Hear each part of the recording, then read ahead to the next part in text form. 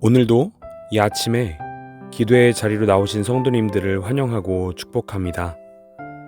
이 시간 하나님께서 우리에게 주신 말씀은 로마서 7장 1절부터 13절까지의 말씀입니다. 형제들아, 내가 법 아는 자들에게 말하노니 너희는 그 법이 사람이 살 동안만 그를 주관하는 줄 알지 못하느냐. 남편 있는 여인이 그 남편 생전에는 법으로 그에게 매인 바 되나 만일 그 남편이 죽으면 남편의 법에서 벗어나느니라. 그러므로 만일 그 남편 생전에 다른 남자에게 가면 음녀라. 그러나 만일 남편이 죽으면 그 법에서 자유롭게 되나니 다른 남자에게 갈지라도 음녀가 되지 아니하느니라. 그러므로 내 형제들아, 너희도 그리스도의 몸으로 말미암아 율법에 대하여 죽임을 당하였으니 이는 다른 이 곧 죽은 자 가운데서 살아나신 이에게 가서 우리가 하나님을 위하여 열매 맺게 하려 함이라. 우리가 육신에 있을 때에는 율법으로 말미암는 죄의 정욕이 우리 지체 중에 역사하여 우리로 사망을 위하여 열매를 맺게 하였더니 이제는 우리가 얽매였던 것에 대하여 죽었으므로 율법에서 벗어났으니 이러므로 우리가 영의 새로운 것으로 섬길 것이요 율법 조문의 묵은 것으로 아니할지니라. 그런즉 우리가 무슨 말을 하리요? 율법이 죄냐?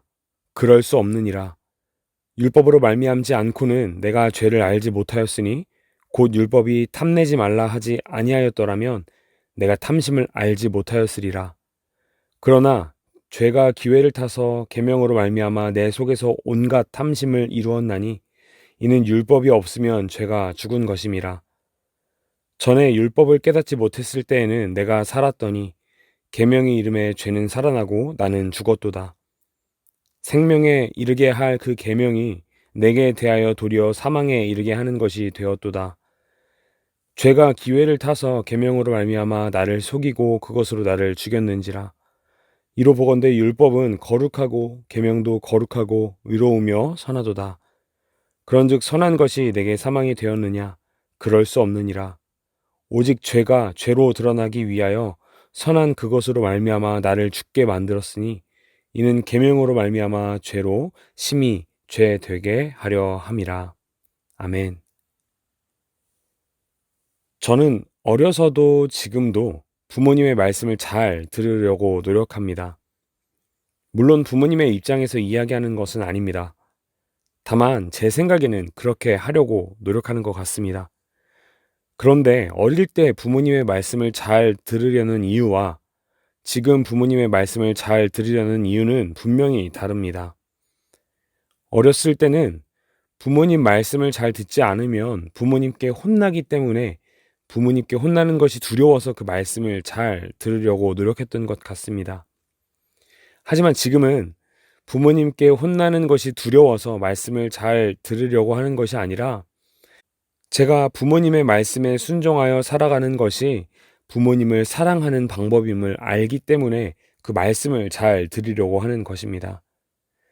그런데 오늘 본문에 계속 등장하는 이 율법을 지키는 것도 부모님의 말씀을 지키는 것과 마찬가지인 것 같습니다. 모든 사람에게 율법이 주어졌습니다. 그리고 예전이나 지금이나 이 율법을 지키는 것은 너무나 중요합니다. 왜냐하면 하나님께서 우리에게 주신 말씀이기 때문입니다. 그래서 유대인들에게는 하나님의 말씀인 율법을 지키는 것이 목숨처럼 중요합니다. 그들은 이 율법을 지키지 못하면 구원에 이를 수 없다고 생각합니다. 그래서 하나님 앞에서 죄를 범하는 것을 굉장히 두려워합니다. 하지만 로마서를 통하여 사도 바울이 계속해서 우리에게 말씀해 주고 있는 사실이 있습니다.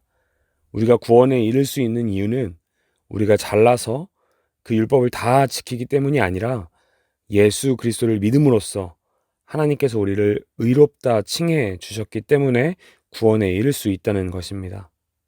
그래서 구원받은 자에게 가장 중요한 것은 예수 그리스도를 주로 고백하고 믿는 믿음을 갖는 것입니다.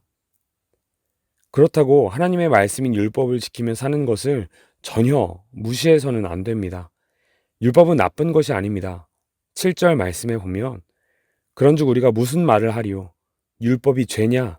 그럴 수 없느니라. 율법으로 말미암지 않고는 내가 죄를 알지 못하였으니 곧 율법이 탐내지 말라 하지 아니하였더라면 내가 탐심을 알지 못하였으리라 라고 이야기하면서 율법을 통해 내가 죄인임을 깨닫게 되고, 그렇기에 예수 그리스도가 우리에게 반드시 필요하다는 사실을 알 수 있게 하는 역할을 율법이 하고 있음을 이야기합니다. 즉, 하나님의 자녀인 우리에게 중요한 것은 예수 그리스도가 우리 삶의 생명이 된다는 사실입니다.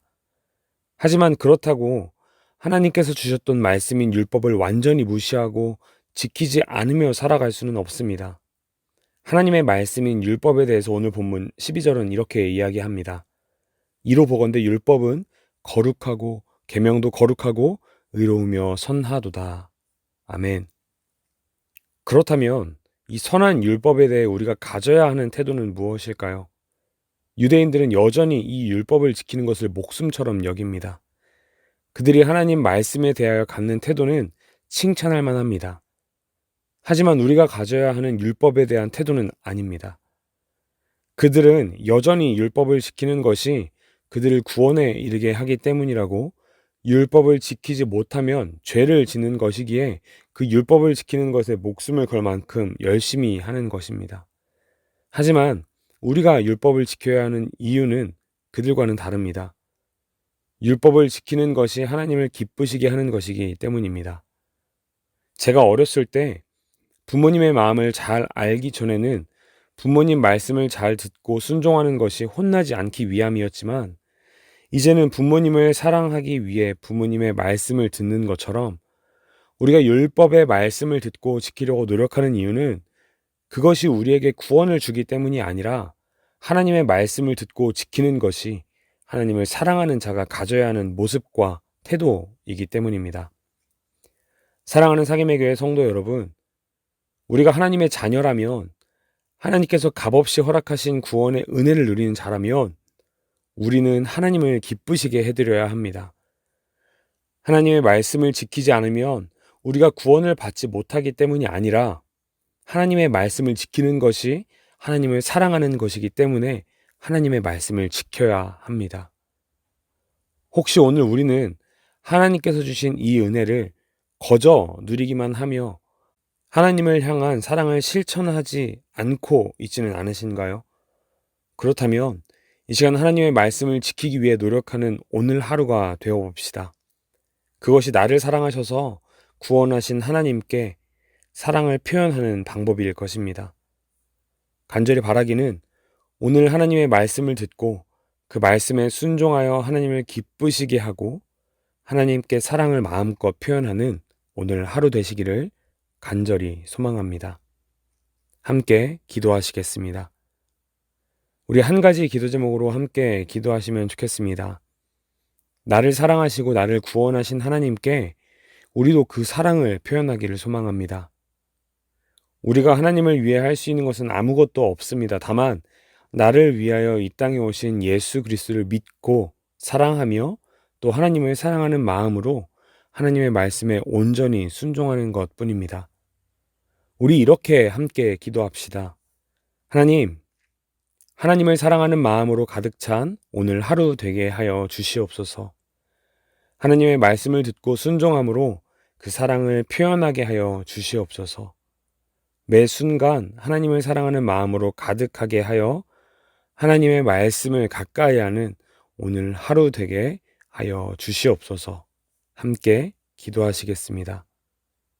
그리고 가져오신 개인의 기도 제목으로 함께 기도하시겠습니다. 개인과 가정과 나라와 열방을 위해 함께 기도해 주시고, 또 하나님께서 준비하시고 계획하신 예배의 처소를 발견하게 해달라고, 그곳이 어디든 하나님을 온전히 예배하게 해달라고 교회를 위해서도 함께 기도해 주시면 좋겠습니다. 함께 기도하시겠습니다.